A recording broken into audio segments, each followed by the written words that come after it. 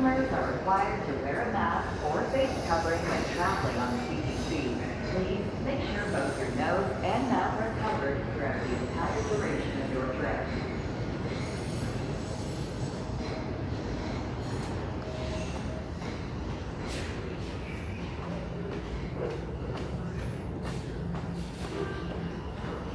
Good morning, everyone. Today is Monday, August 31st. The time is 8:45 a.m. and the temperature is 17 degrees Celsius.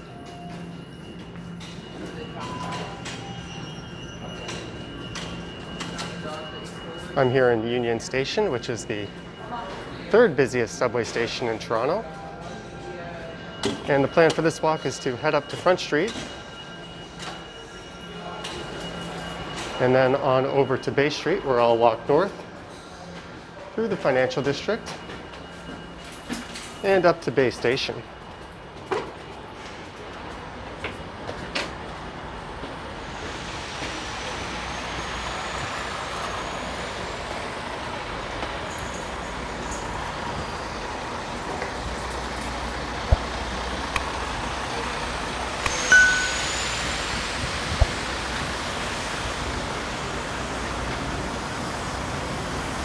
This is Bay Street right here.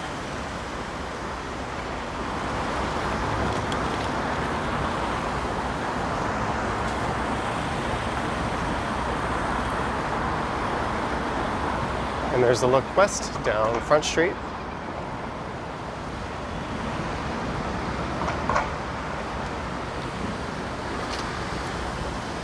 Union Station is, of course, more than just a subway station. It's actually the busiest transportation hub in the entire country.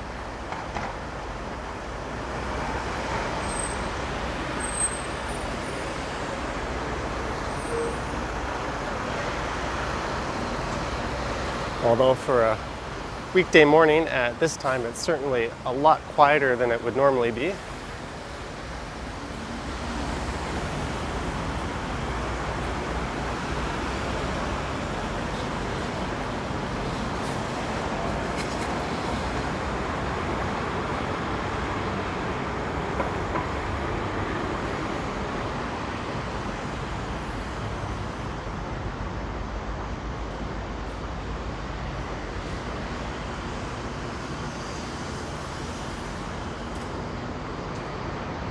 The financial district will run up into about Queen Street, which is where that large clock tower is off in the distance at Old City Hall.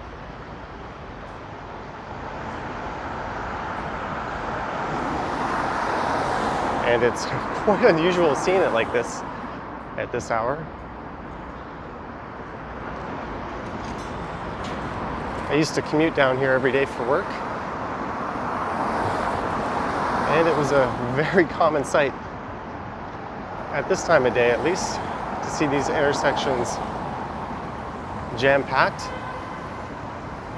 Pretty much every time the lights would change, there would be cars that can't pass through the intersection and end up blocking other cars. They'd always enter on a yellow and get stuck in the middle. It's particularly bad at Bay and King Street.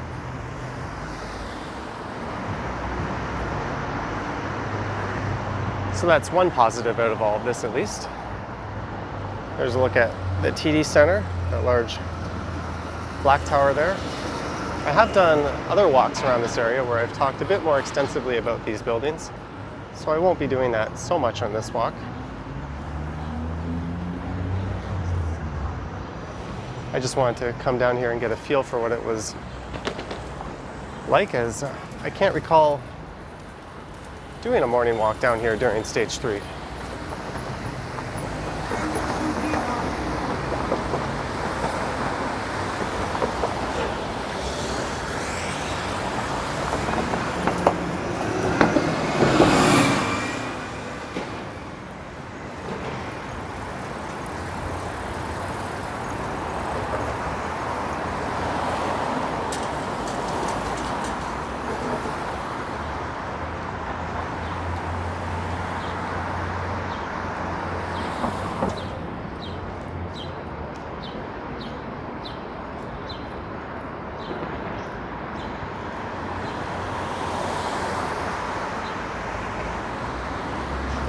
That's a look at Commerce Court West. And this is the facade of the old Toronto Stock Exchange, which is currently being renovated.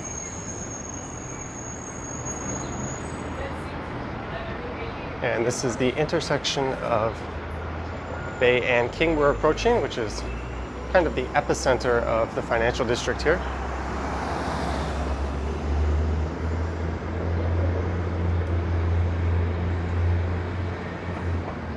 That's a look up at Scotia Plaza, which is the tall building on the right, and the St. Regis, formerly the Trump Tower, which was that greenish building on the left.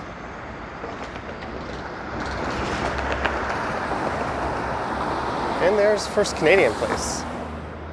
When it was completed in 1975, that was the tallest skyscraper outside of Chicago or New York City in the entire world, if I'm not mistaken. And it still is the tallest building in Toronto.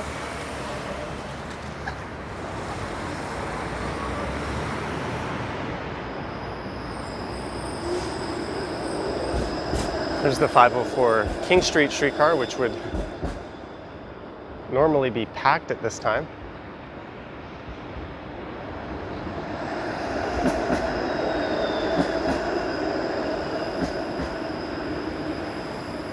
And I've heard a lot of these businesses don't have any intention on reopening, at least not until next year, or at least not fully reopening to all their usual office staff.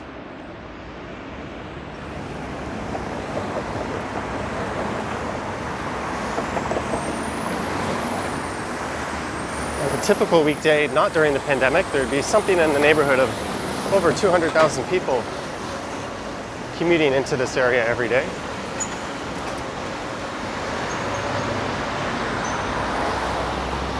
And I remember seeing, as of 2015, there were only a little more than 2,500 or so people that actually lived in the financial district.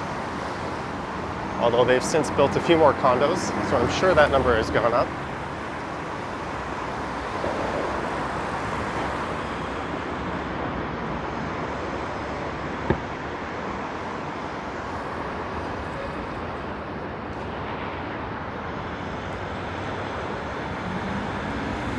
And wedged in between the St. Regis and this old Bank of Nova Scotia tower here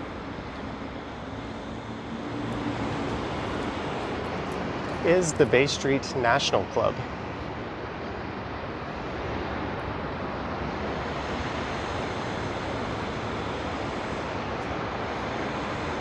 That's an old club that was founded in the 1800s, I think 1874.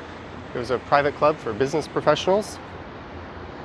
And today it has over 500 members. And I think that building itself dates back to 1906, somewhere around then.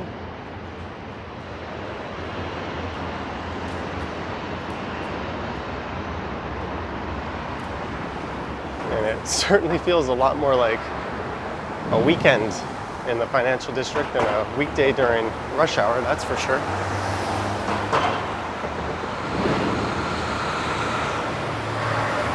So this is Adelaide Street I'm approaching. And on the northeast corner is the Bay Adelaide Centre, which you might be familiar with the TV show Suits, as that's where they filmed some of it.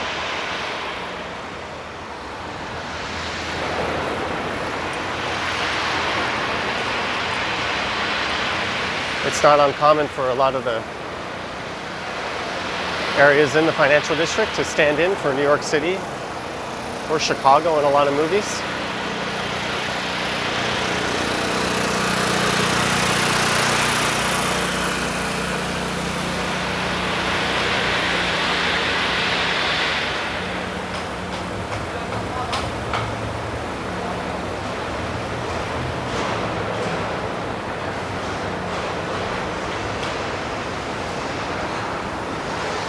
And there's a look at the third tower they're building as part of the Bay Adelaide Centre.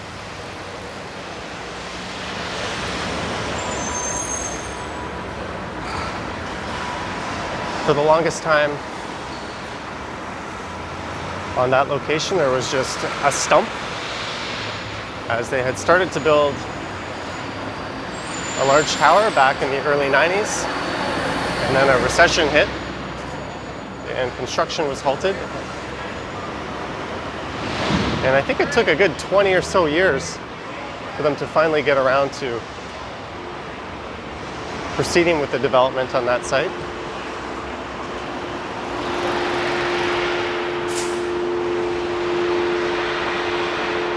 So this is Richmond and Bay Street.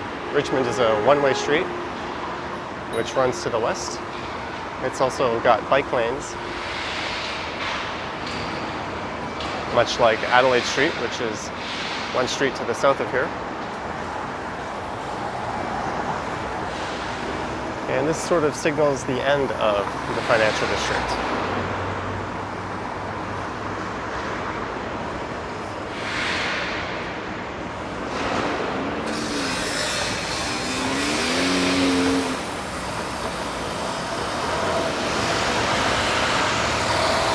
And that building straight ahead is the old City Hall.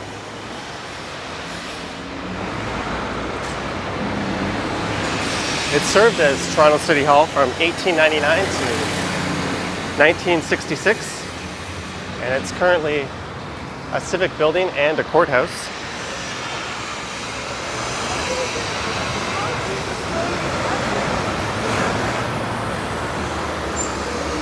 And if you look up on the clock tower, you might see 4 gargoyles sticking out. I remember those were added back in 2002.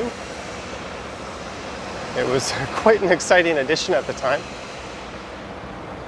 They were an original feature of the building that were removed sometime back in the 1930s as I think they were no longer structurally sound due to weathering. And this is Queen Street. That's the Eaton Centre, just off to the east from here on the left. And in this direction, eventually, is the West Queen West neighborhood.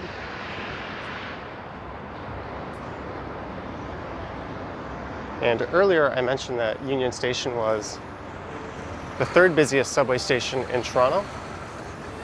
The busiest being Bloor-Yonge, which is not in the financial district, and the 2nd busiest being St. George Station.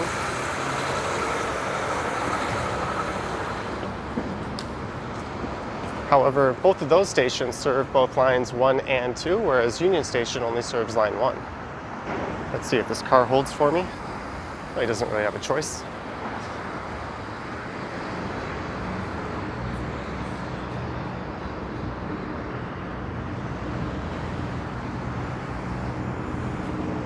And this here is Nathan Phillips Square.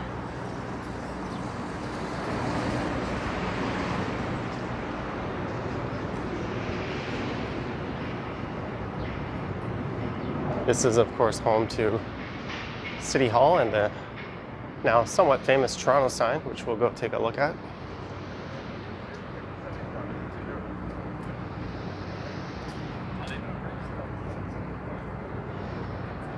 This sign first appeared in 2015 as part of the Pan Am Games, but it was so popular they eventually decided to make it a permanent fixture.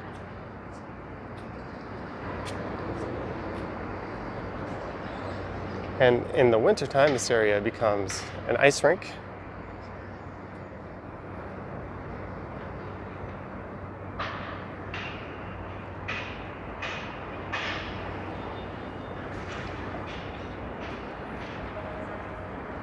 And normally you'd be able to go up this ramp.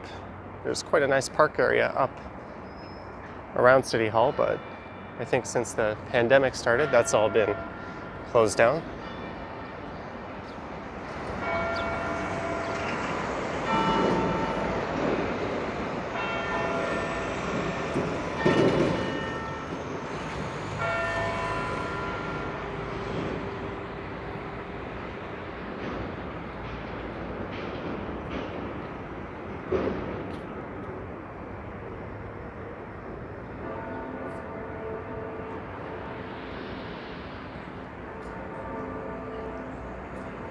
And the City Hall bells are signaling that it's 9 a.m.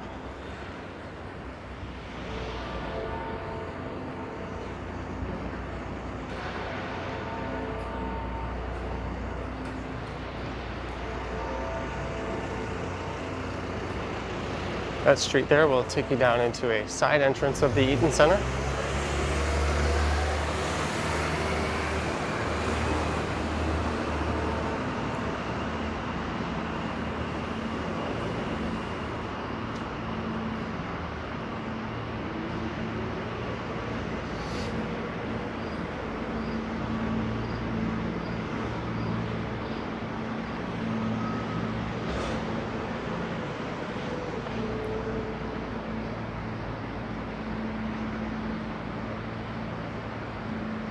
And I don't think the rest of Bay Street will be particularly busy at this hour from here on. Not that the financial district was.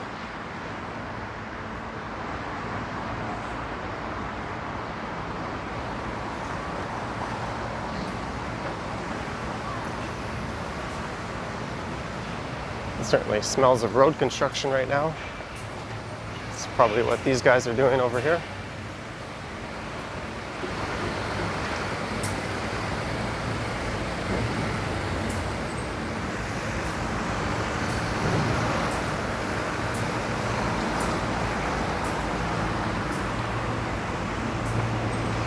Well, one of them is wearing a mask. I was thinking those fumes can't be too good for your health. They're quite strong from over here even.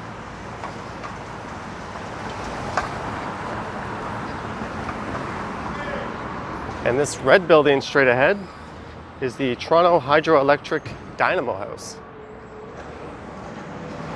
And that was built in 1932.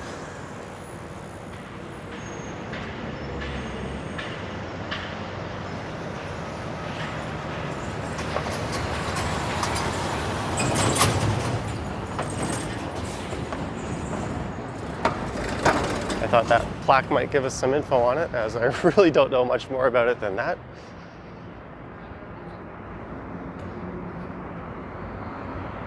It's quite a beautiful old building though.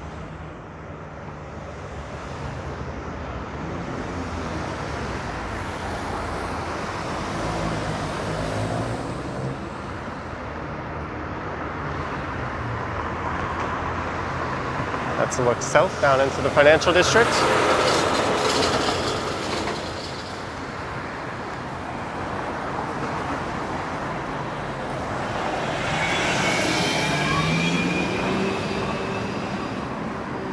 And that there on the right is the Ted Rogers School of Management at Ryerson University. That's part of a new wing that was built onto the Eaton Center. It opened back in 2006. And it replaced, if I'm not mistaken, a parking garage and an old Cineplex movie theater.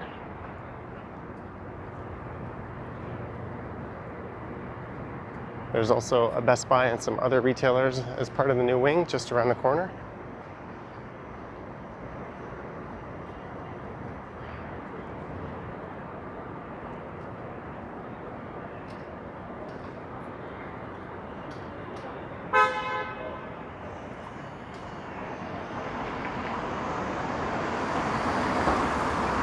And this is Dundas Street West I am approaching. So just off to the east is the intersection of Yonge and Dundas, which is probably the most well-known in the city of Toronto.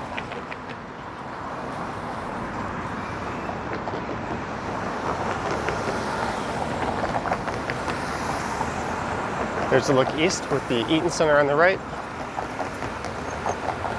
the atrium on Bay on the left, and Yonge and Dundas, sort of where the view terminates.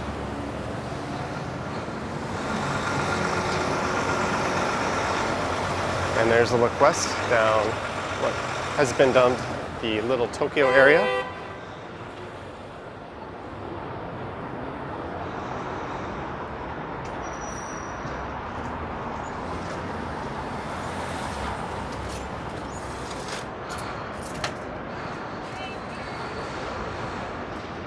And there's Uncle Tetsu's Japanese cheesecake, which has become quite popular in this area. At least when it opened, there was always a very long lineup outside. And I'm not really a fan of cheesecake, but I do quite like the cheesecake they serve. It doesn't really even taste like cheesecake. It almost tastes more like a shortbread to me. It doesn't really have that cheesy feeling.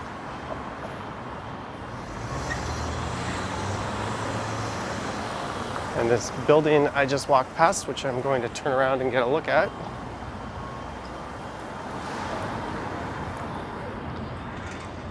is the city's Greyhound bus terminal,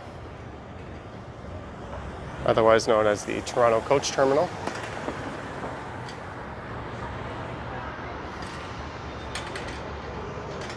That was originally built in the 1930s. It's since been rebuilt a few times.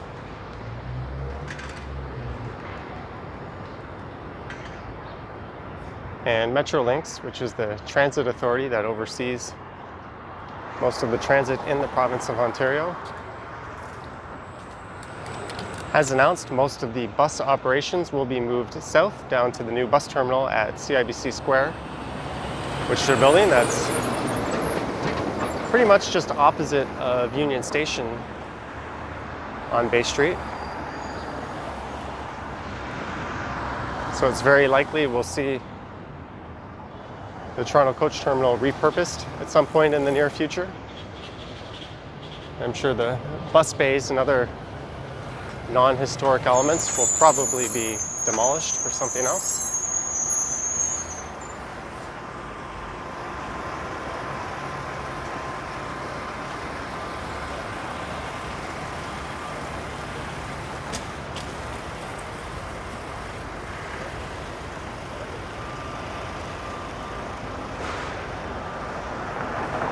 I'm not sure what the redevelopment plans are for this building. We'll see if there's a sign in front of it.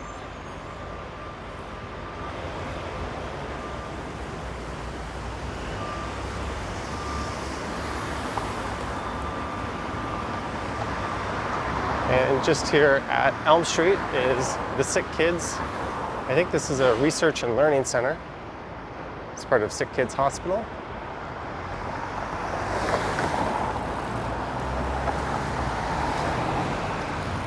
The entire area here, from Bay Street east over to University Avenue, could be deemed a hospital district.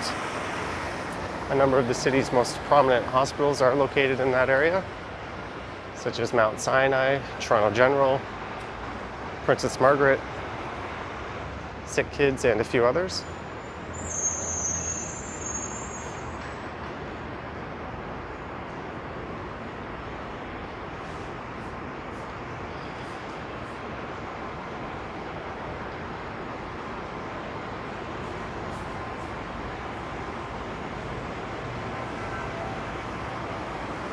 There's certainly a lot of new condos popping up on Bay Street, at least north of Queen.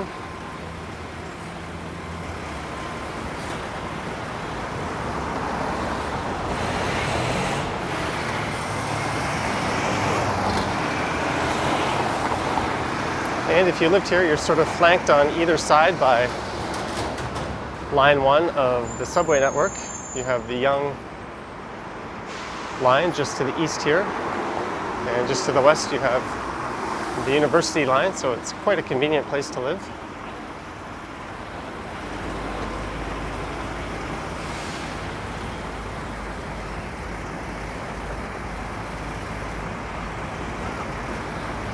Some kind of sewer work being done.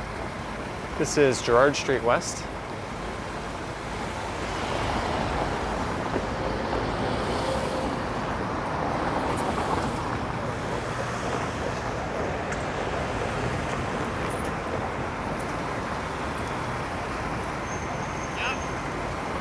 You can take Gerrard through the east side of downtown and over into East Chinatown and eventually Little India.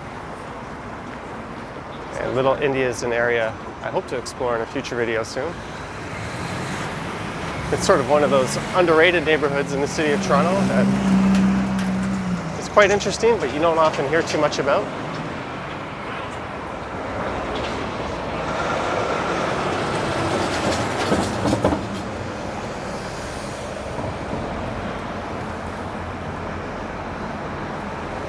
And these two towers here on the right make up part of the residences of College Park.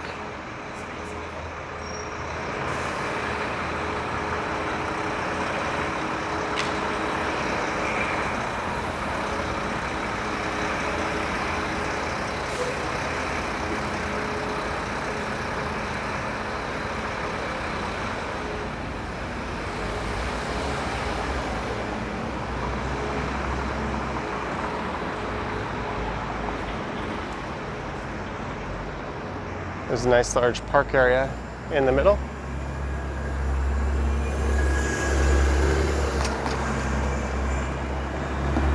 And as part of this development, the third phase is Aura, which is currently the tallest residential building, I think in the entire country, at least in the city of Toronto for now. That should be dethroned shortly by a few other buildings that are going up.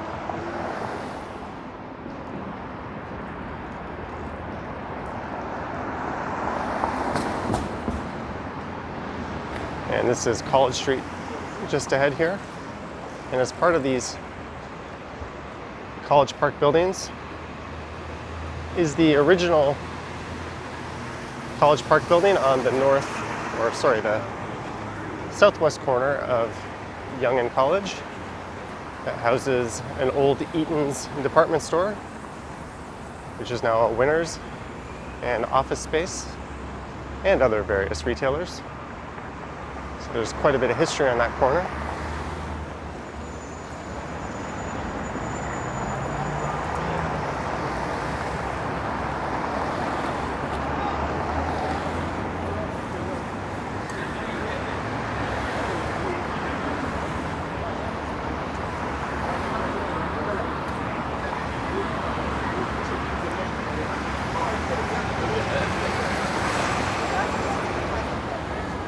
Pizzaiolo coming soon. That's a pizza franchise that's sort of sprung up everywhere.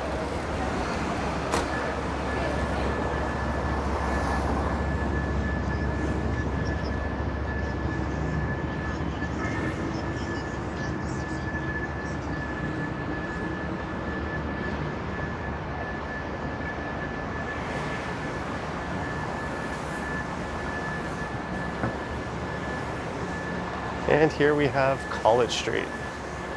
So it's currently 9:13 a.m. So most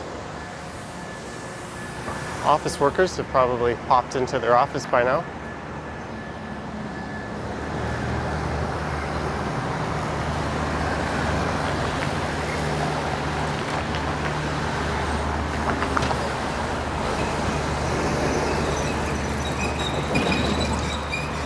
And it looks like they're running buses on College Street and not the usual streetcars.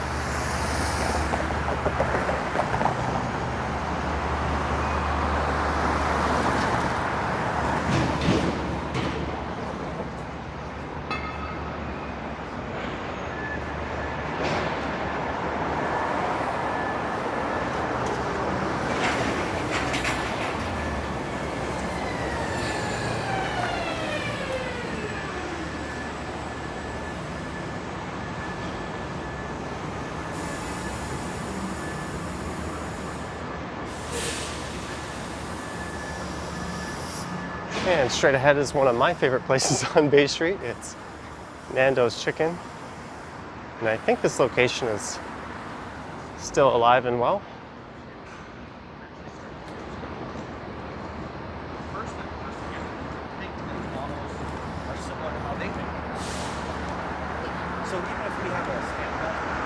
I've noticed their locations on Queen Street West and another one on Danforth Avenue have closed since the pandemic hit us, which is sad to see. Although recently I walked by a bar that closed that had been in the city for a long time called Clinton's, in Koreatown, and after closing to much sadness, it has reopened.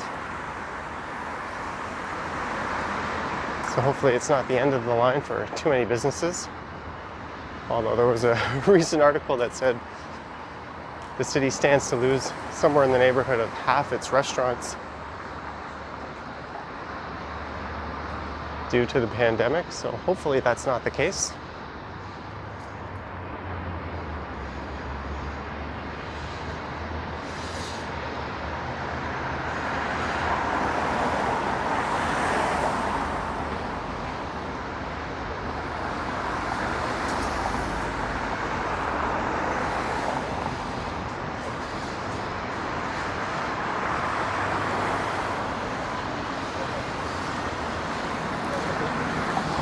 And I couldn't tell you what the plans are for this corner. Although it doesn't look like a high-rise is going in there, at least not anytime soon, as there's no excavation work going on.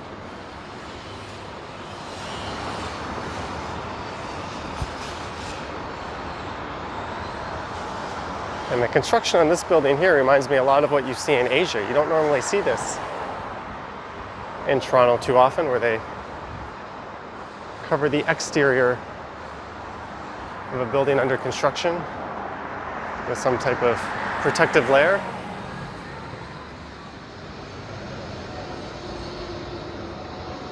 Perhaps someone in the comments can fill me in on to why that is. Hopefully they end up recycling that thing, whatever it is that's covering the building. Looks like a lot of waste to me, but what do I know?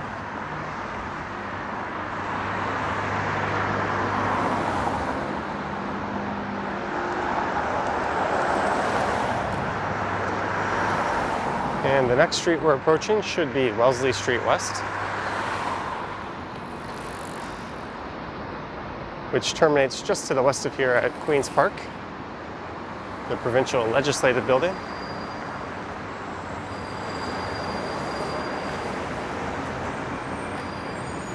And to the east, it'll take you over to the neighborhood of Cabbagetown.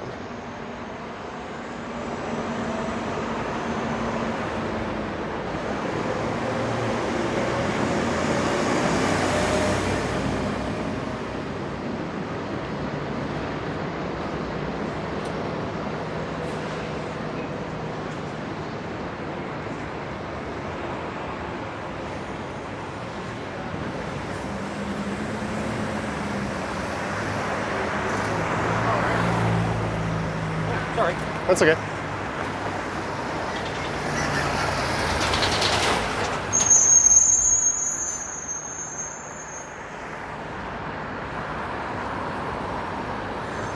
So look at the St. George University of Toronto campus way off in the distance on the other side of Queen's Park.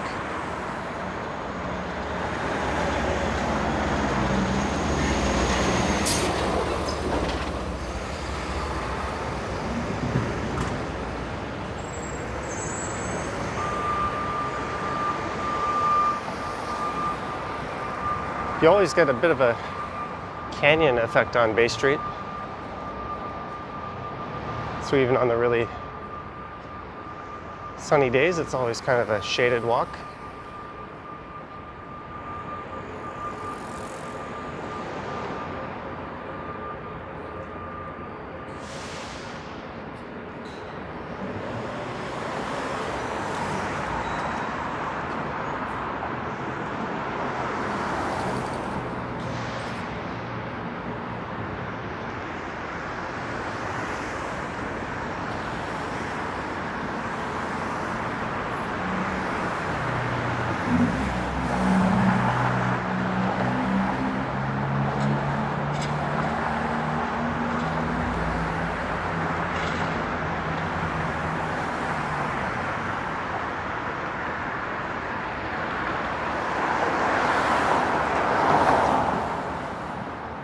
And this is St. Joseph Street.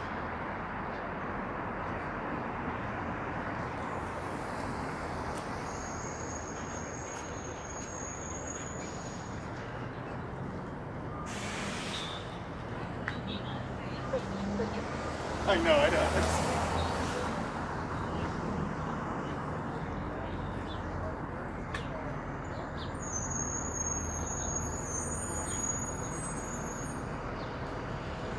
I think of most of these buildings this way are part of the University of Toronto campus.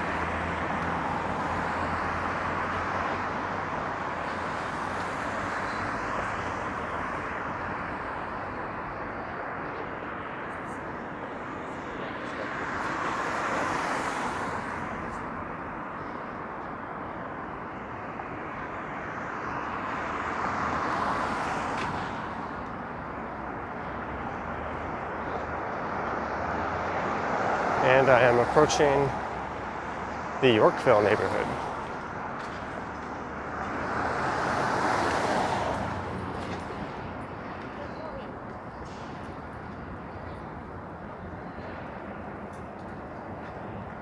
I've certainly walked through there on a number of previous videos. Sorry, someone just kind of looked at me strangely from the side.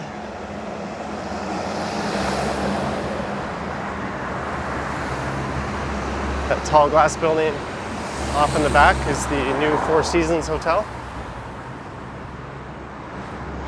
The old Four Seasons Hotel, which is located a few blocks west of there, has been converted into a condo.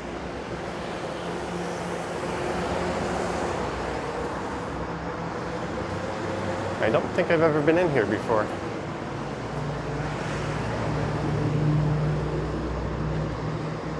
Kind of a nice little courtyard with a fairly nondescript glass condo.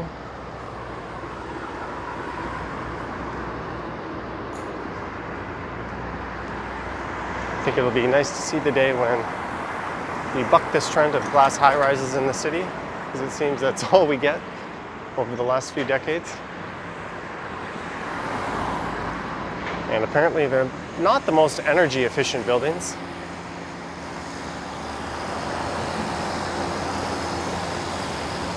And their glass facades do have an expiry date where they need to be replaced.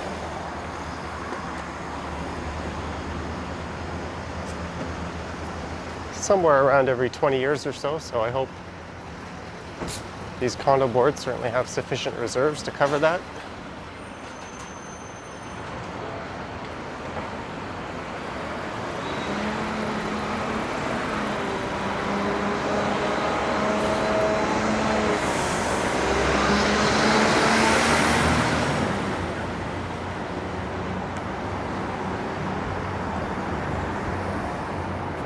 That there is the Manulife Center, which used to be the tallest rental residential building in the city.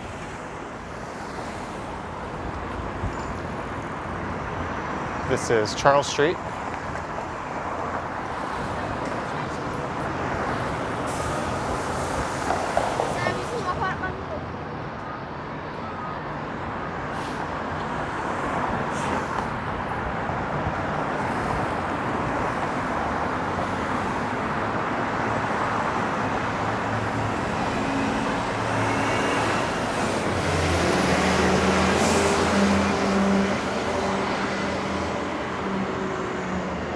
Here's a look at Bay Bloor Radio, which seems to be under renovation.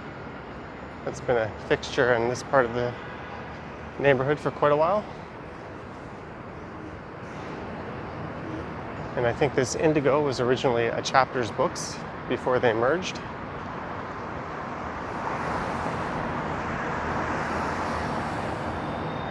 And this neighborhood Yorkville has a lot of high-end retailers and expensive condos and homes.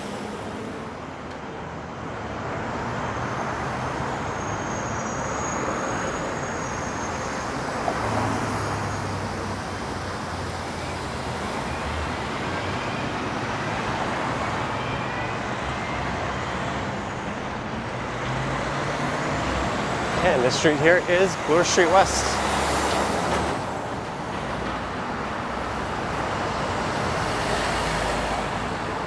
So I've now walked from Front Street all the way north through downtown, as this is sort of the unofficial northern border of downtown Toronto.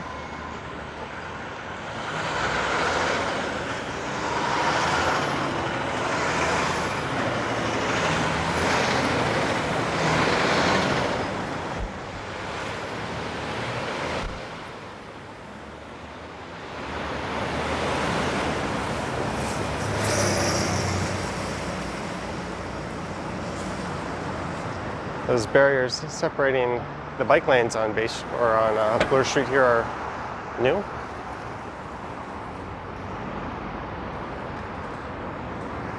Kind of an interesting design.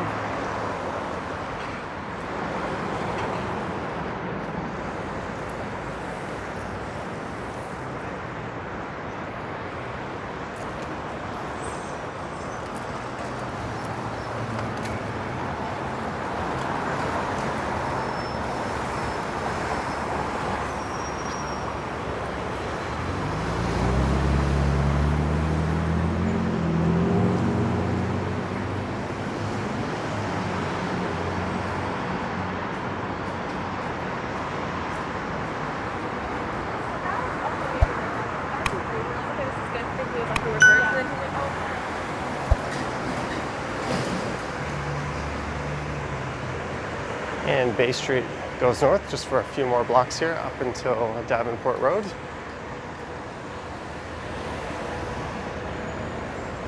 But I am going to finish the walk and duck into Bay Station. So let me just throw on my mask here.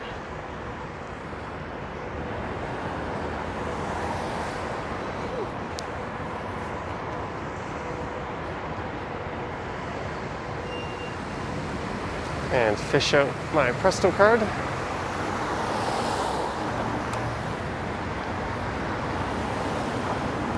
And since it's been less than 2 hours since I initially tapped onto the subway,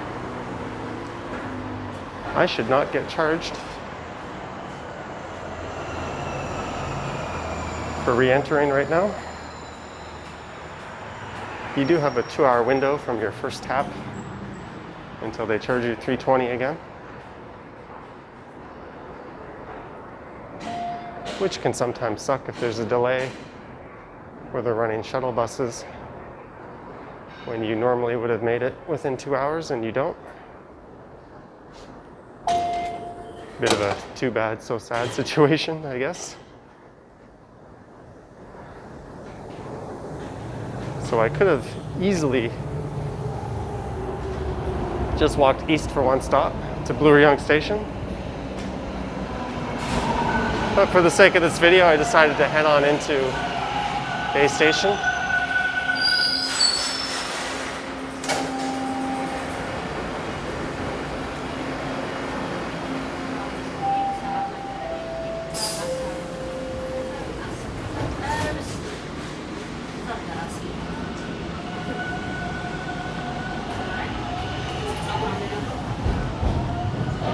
The next station is Yonge Station.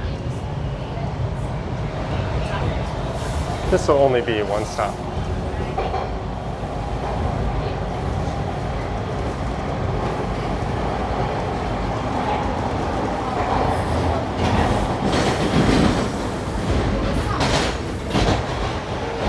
Arriving at Yonge Station.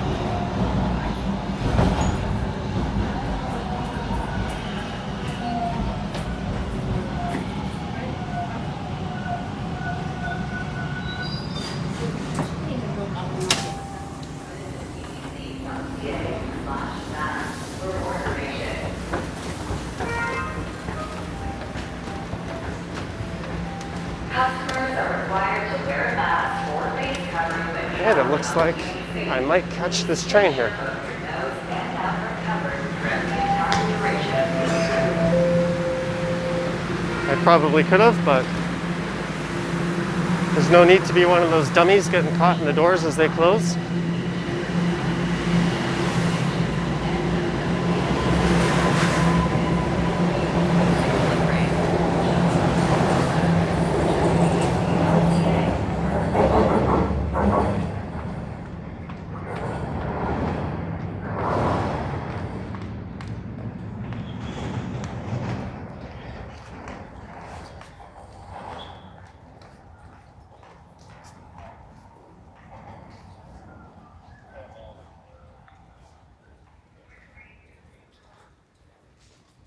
All right, I hope you enjoyed this Monday morning pandemic walk up Bay Street.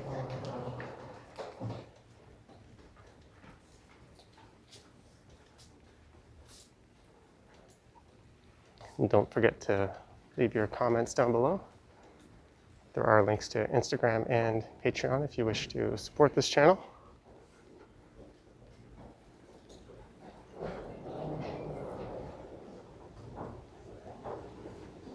And it looks like my train home will be arriving in 2 minutes. So thanks for watching, guys, and I'll catch you on the next one.